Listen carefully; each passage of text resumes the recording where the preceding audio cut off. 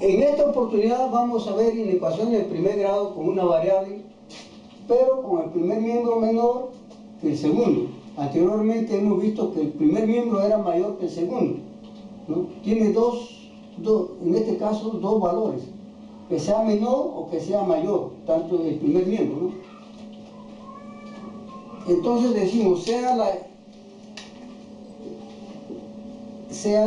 la inecuación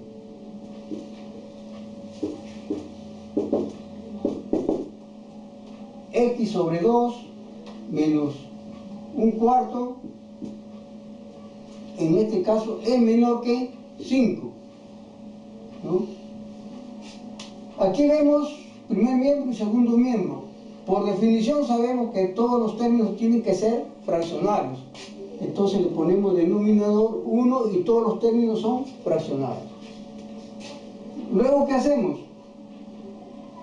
En este caso B, decimos sacamos el mínimo común denominador, en este caso de los dos números, 2 y 4. Decimos mitad 1, 2, mitad 1. Y el mínimo común denominador es 4. Luego dividimos C, luego dividimos este mínimo común denominador entre cada uno de los denominadores y se multiplica por los numeradores. Entonces decimos 4 entre 2 a 2 por x, menos 4 entre 4 a 1 por 1, 1.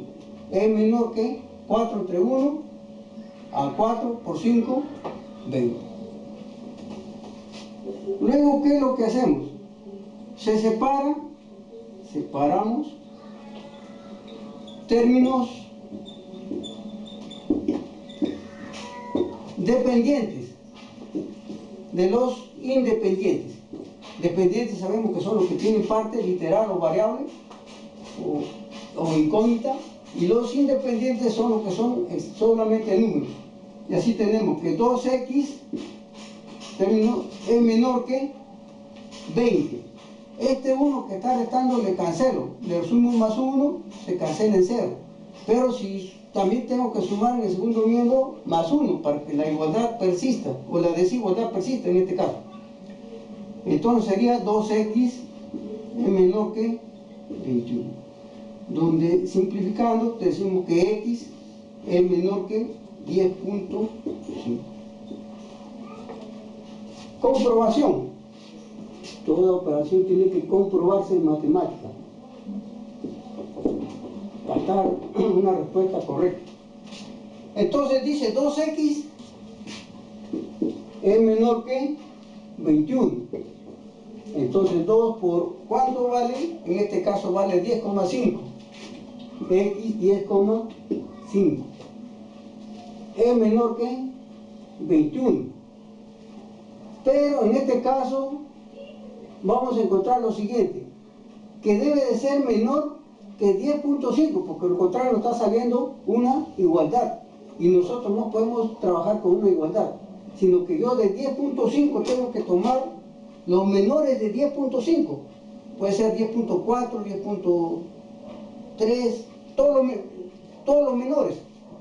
Entonces yo puedo tomar el 9, por decir, o el 10. Tomo el 10, parte entera, ¿no? Y digo 2 por 10, 20, es menor que 21. Puedo tomar muchos más valores, pero para eso vamos a representarlo en la recta numérica. Entonces, representación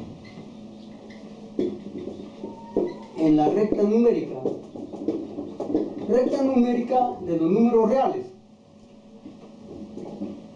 Donde digo así, x es menor que 10.5. Acá tenemos el 11, acá tenemos el 10 y aquí tenemos el 10.5. Y acá tenemos, por acá tenemos el 0, menos 1, menos 2, hacia el infinito negativo.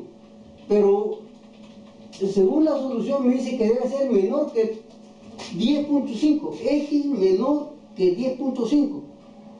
Entonces tiene que quedar el 10.5 que no se considera, o sea, un punto abierto, y hacia el infinito negativo. Eso sería el conjunto de solución. Entonces, por lo tanto, afirmamos que el conjunto solución es igual a ¿qué?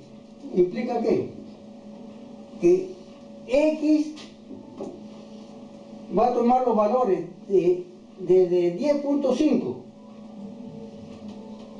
abierto en 10.5 y abierto en infinito negativo. Eso es el conjunto solución. En este caso le dejamos sin más x igual al intervalo 10,5 abierto y abierto en infinito, ¿no? Entonces, de esa forma hemos llegado a la conclusión de esta inecuación. Y seguimos con más videos para ustedes. Gracias.